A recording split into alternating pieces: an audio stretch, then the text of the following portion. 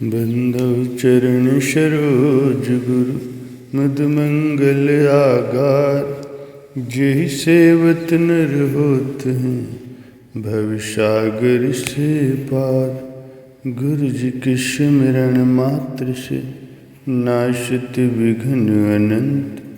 तासे सर्व आरंभ में ध्यावत हैं सब संत। तासे सर्व आरंभ में ध्यावत हैं सब संत। सौभाग्यशाली गुरुमुखों, संत नारायण स्वामी जी कथन करते हैं कि ये मनुष्य, यदि तुम अपना कल्याण चाहते हो तो इन दो बातों को कभी न भूलना। एक अपनी मृत्यु को और दूसरे भगवान को। दो बातन को भूल मत। जो चाहे कल्याण नारायण एक मौत को दूजे श्री भगवान।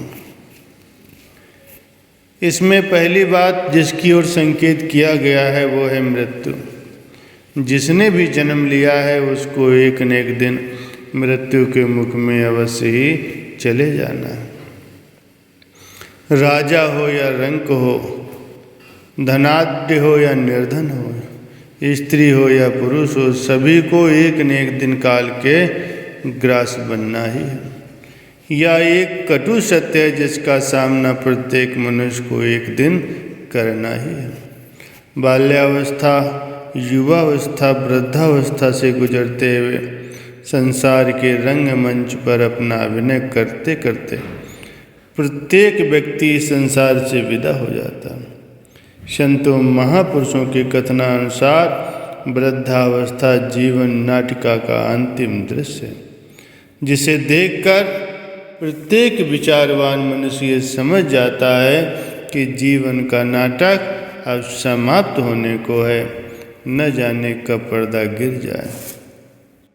इसी बात पर प्रकाश डालने के लिए एक कहानी है। एक राजा बड़ा ही सत्संगी, साधु सेवी और पूर्ण सद्गुरु का शिष्य था। उसकी लगभग 10-11 साल की एक लड़की थी। साधु सेवी होने के कारण राजा के महल में प्रायः संत महात्मा आते ही रहते थे और सत्संग की अमृत वर्षा होती थी।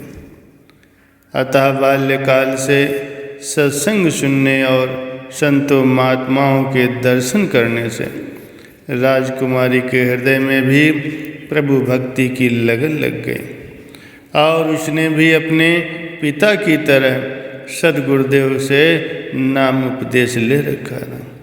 यद्यपि उसके अभी खेलने खाने के दिन थे, परंतु प्रभु भक्ति की लगन के कारण खेल कूद और संसार के अन्य कार्यों में उसकी तनिक भी रुचि नहीं थी।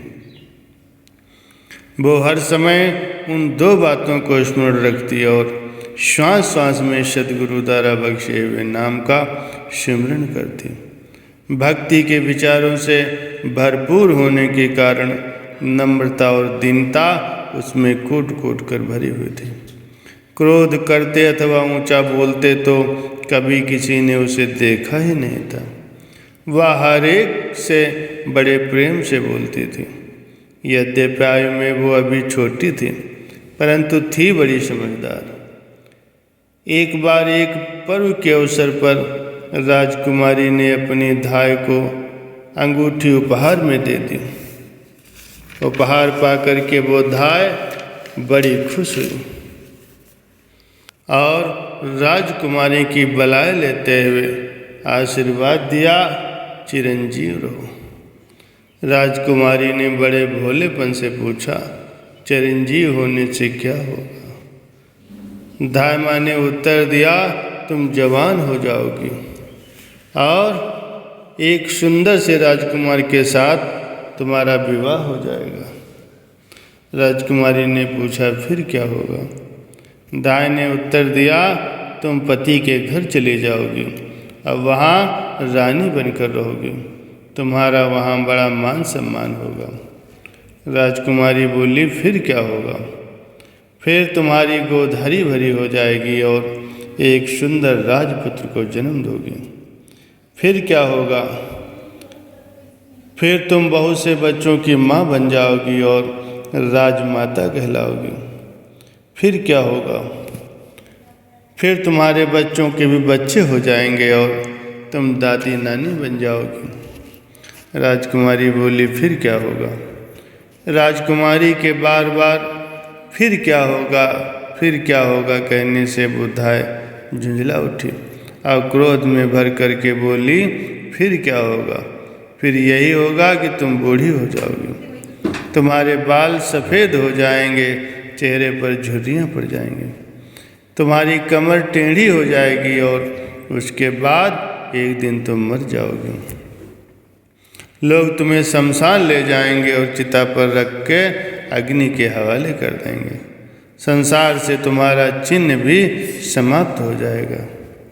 यही सबके साथ होता आया है और यही तुम्हारे साथ भी होगा, क्योंकि जीवन का यही अंत है।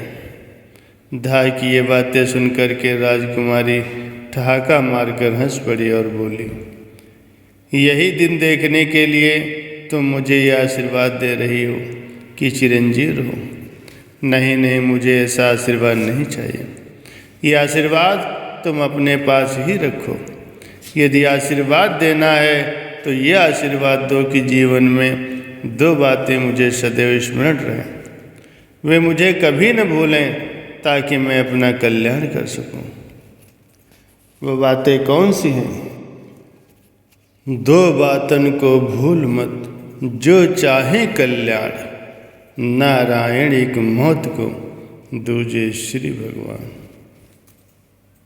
संसार में जो जन्म लेता है तो सर्वप्रथम वो बाल्यावस्था में पग रखता है, जिसे वह खेल कूद कर खाने पीने में बिता देता है। फिर यौवन आता है। इस अवस्था में पहुंचने पर वो विषय भोगों और संसार के काम धंधों में ऐसा उलझ जाता है कि इसे उस बात का स्मरण ही नहीं रहता कि एक दिन वृद्धावस्था आएगी और वो मृत्यु को प्राप्त होगा।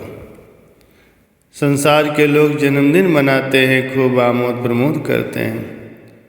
वो समझते हैं कि उनकी आयु बढ़ रही है, लेकिन वास्तविकता तो ये है कि वर्ष बढ़ने के साथ साथ एक एक करके उम्र कम होती जाती है और व्यक्ति मृत्यु के निकट पहुंचता जाता है। दास सज्जनों, मनुष्य जन्म के इस स्वर्णिम अवसर को व्यर्थ नहीं खोना है, अपितु इसमें पूरा पूरा लाभ उठाना है और मृत्यु तथा भगवान को दोनों को सदैव स्मरण करते हुए अपने श्वास श्वास में नाम सिमरण और भजन भक्ति करते हुए अपना जन्म सफल करना है। बोलो जयकारा बोल मेरे श्री गुरु महाराज जी की जय।